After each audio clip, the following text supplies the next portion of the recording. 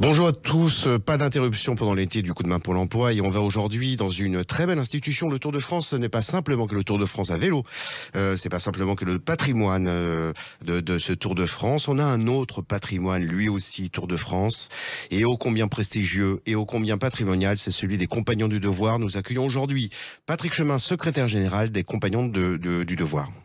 Bonjour Patrick. Bonjour Jérôme Laverny. Alors, tout d'abord, est-ce que vous pouvez rappeler ce que sont les Compagnons du Devoir, comment ça fonctionne, et dans cette période aussi stratégique qu'est le début de l'été, d'orientation, décrire un petit peu quels sont les métiers sur lesquels vous formez. Alors déjà, vous parlez de période stratégique qu'est l'orientation au niveau de la formation. Il faut savoir que bientôt fin juin, nous avons déjà bien avancé dans une préparation de rentrée qui s'annonce, Oui. c'est-à-dire fin août et septembre 2022. Alors les Compagnons du Devoir, c'est une association de loi de 1901, reconnue d'utilité publique, qui forme dans plus d'une trentaine de métiers, dans 4 grandes filières que sont les filières du bâtiment, de l'industrie, des métiers, des matériaux souples et des métiers du goût, principalement.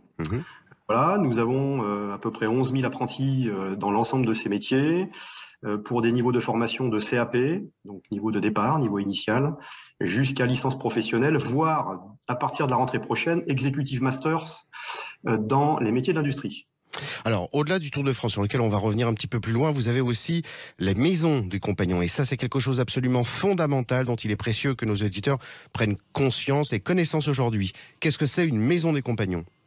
Alors, une maison de compagnons, c'est un point de passage, si vous voulez, plus ou moins important, puisqu'on a des points de passage relativement traditionnels, une bonne cinquantaine, une bonne soixantaine, avec des maisons assez structurées où on peut accueillir jusqu'à 50, 80, voire 100, 120 jeunes, et puis des tout petits points de passage.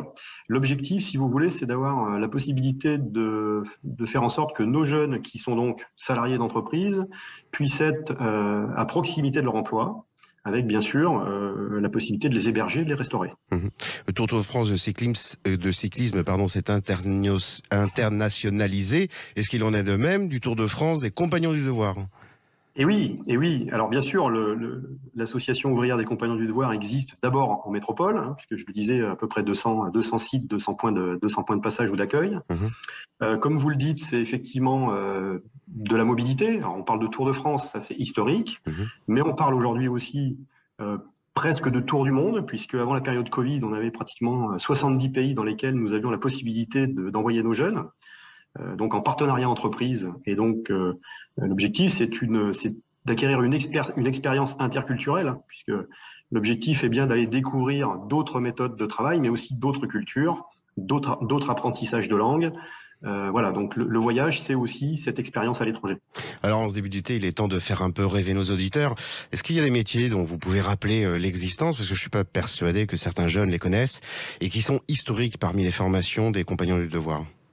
Les métiers, j'allais dire, les plus traditionnels, ce sont d'abord les métiers du bâtiment. On va retrouver de façon traditionnelle des métiers comme le métier de couvreur, tailleur de pierre, maçon, qui sont des métiers aujourd'hui pour lesquels on recherche vraiment des jeunes, puisqu'il y a de vraies pénuries de compétences dans nos entreprises partenaires, et pas que. Ce sont des métiers qui en plus sont souvent très bien rémunérés. Aujourd'hui, il n'y a pas à rougir de ça. C'est-à-dire que, voilà, ce sont des métiers qui évoluent aussi en termes de techniques d'apprentissage, de techniques de formation. Les entreprises sont aussi de plus en plus conscientes qu'il faut accompagner les collaborateurs pour les faire monter en compétences. Et de pénibilité aussi, puisque tailleur de pierre, voilà. on peut... Ouais. On a aujourd'hui, bien sûr, des techniques de mise en œuvre, de manutention, etc., qui nous permettent de pratiquer les métiers dans de meilleures conditions. C'est évident. Ça évolue, et bien heureusement. On parle de bâtiments, parlons de matières souples. Là aussi, des métiers historiques, j'imagine.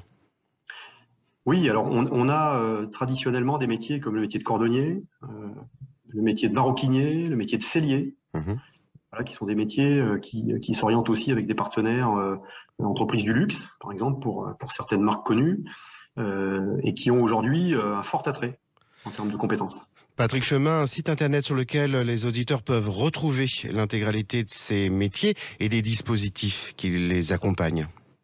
Oui, www.compagnondudevoir.com. Voilà, vous avez 2 sites qui sont en lien. Un premier site qui est le site institutionnel de base, et puis un deuxième site qui permet aux jeunes et aux familles d'aller se connecter pour découvrir, les métiers et les formations que l'on pratique. Alors un grand merci Patrick Chemin sur ce focus aujourd'hui sur lequel on reviendra pendant tout l'été, y compris avec Benjamin, parce qu'immanquablement il faudra que l'on fasse telle ou telle présentation plus en détail de ces formations et de ces métiers. Patrick Chemin, très bonne journée à vous. Merci À Jérôme, bientôt. bonne fin de journée, à bientôt. Au revoir.